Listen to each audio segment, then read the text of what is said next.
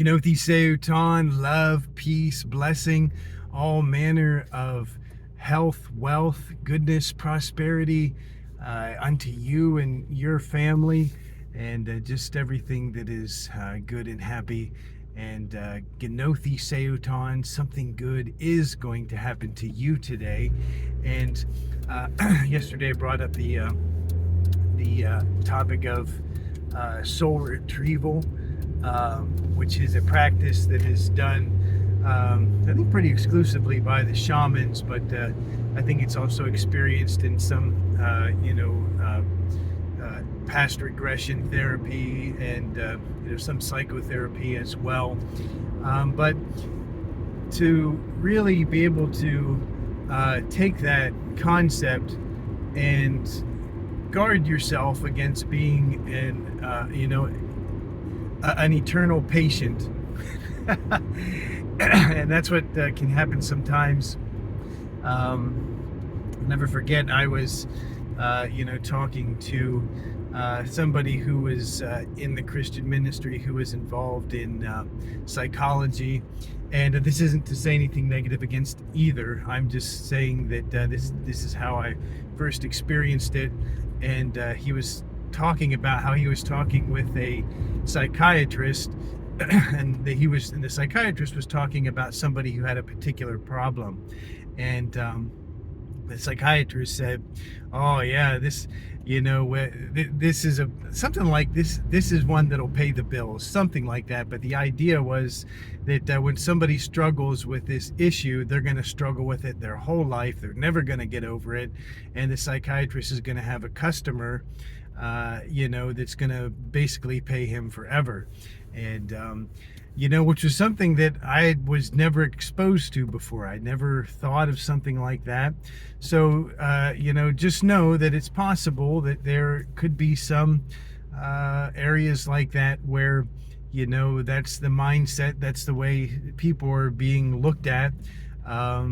It's, anybody who has a profession is doing it, to pay the bills, of course. And so, the gentleman may have the best of intentions, and may have not really meant anything by it, and may have actually, been truly helping the person. I don't know.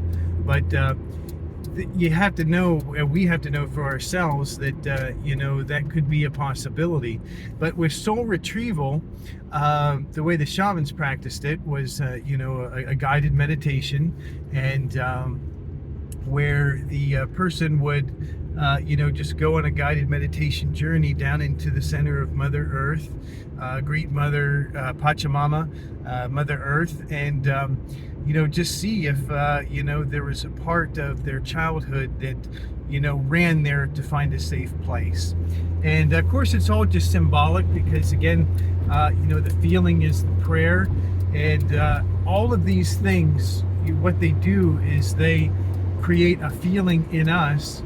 And when we have that feeling, sometimes, depending on what it is, what the feeling is, it can be restored to us. A good example is there was a study where they took a group of elderly people, and they took them to a resort, and in this resort they transformed the resort into like the 50s or the 60s, whenever the groups would have been in their prime. And so it played only that type of music, it had only that type of decorations, only that type of radio broadcast. So it really, really looked like they time traveled back to that time, and were living, in the prime of their life. They were reliving that era in their life, and the results were phenomenal. I mean, all of them literally, had age reversals. Things like arthritis and, age-related diseases began to go away. I mean, they began to be healed just by changing their environments. And this is the same thing that can happen with the soul retrieval, because really everything is in our mind. Everything that we're experiencing or seeing is in our mind anyway. The person experiencing the soul retrieval isn't actually going anywhere. They're just making pictures in their minds. And when you can picture in your mind and you can be reconnected with your own personal happiness.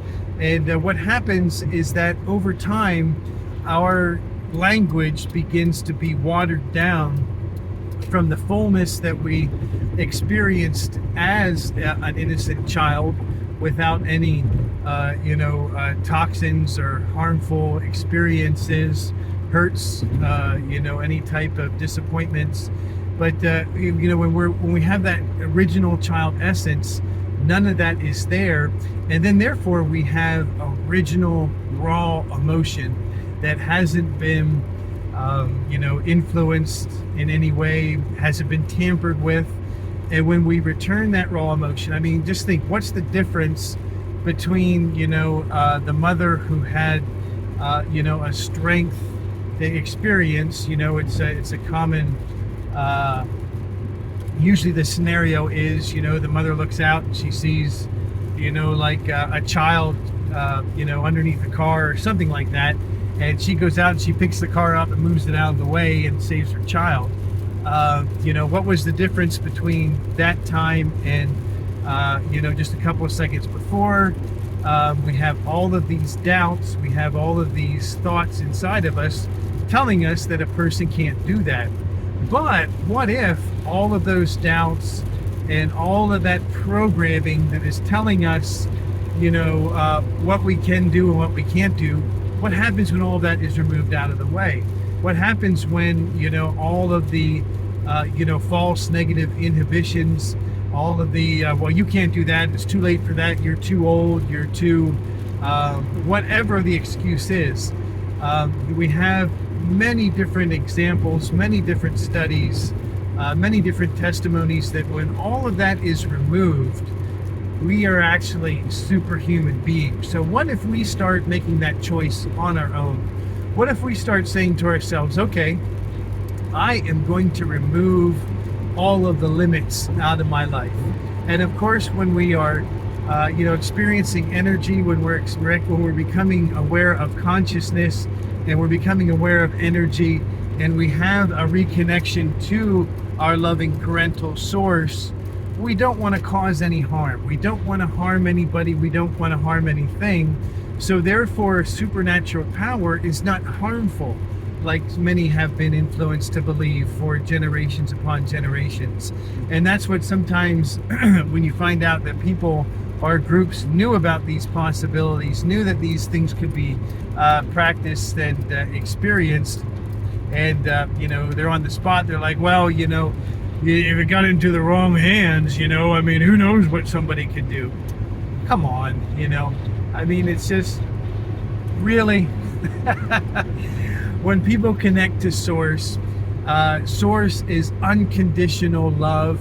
Unconditional love, when that is flowing through our veins and we are in contact with that power, we don't want to do any harm. I mean, when you return to your original child, your original childhood source, your original childhood being, your original childhood existence, you don't want to hurt anybody. And when you see things being hurt, you cry out against it. I mean, you speak against it. You don't want anything to do with it.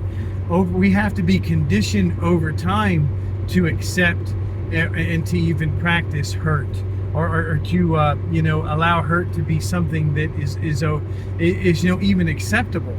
But in our original childhood state, we could say in our original programming, our original program, we as human beings don't come programmed to hurt and to harm.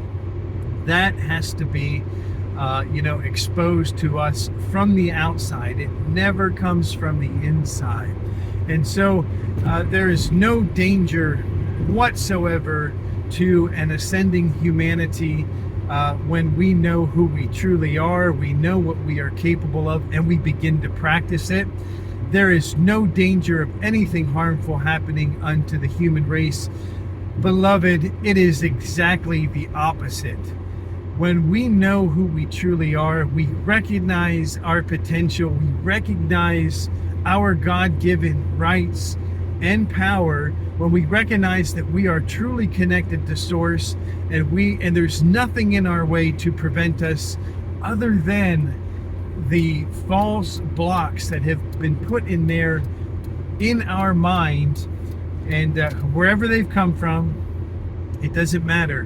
When we know that we have the ability to transform into what we would recognize, or what we would now categorize or identify as superhuman or Superman, Superwoman, when we recognize that that is what we are entirely capable of, and we begin to remove anything that would tell us anything contrary to that fact, next thing you know, amazing things start to happen.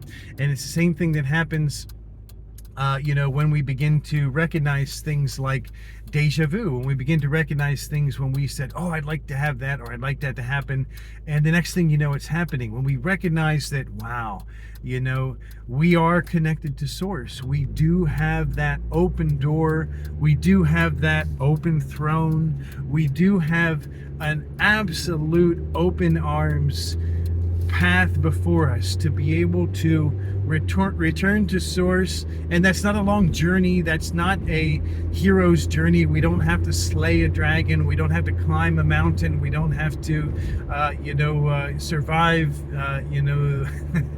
terrible cold. It is in an instant, because it is who we are. And as the ancient Essene scriptures say, all of humanity is crowned in Yah. When we recognize who we are as royalty, as all of us being royalty, not a chosen bloodline of the few they're chose to rule certain areas. We are all royalty. We all have the royal bloodline. We are all princes and princesses of the Creator, and we can make a conscious connection to that form of love and acceptance. Then we are able to manifest that type of creation and creation on demand in our own personal life. So love, peace, blessing unto you and your family. Something good is going to happen to you today. Genothi Seyutan. Shalom. Namaste.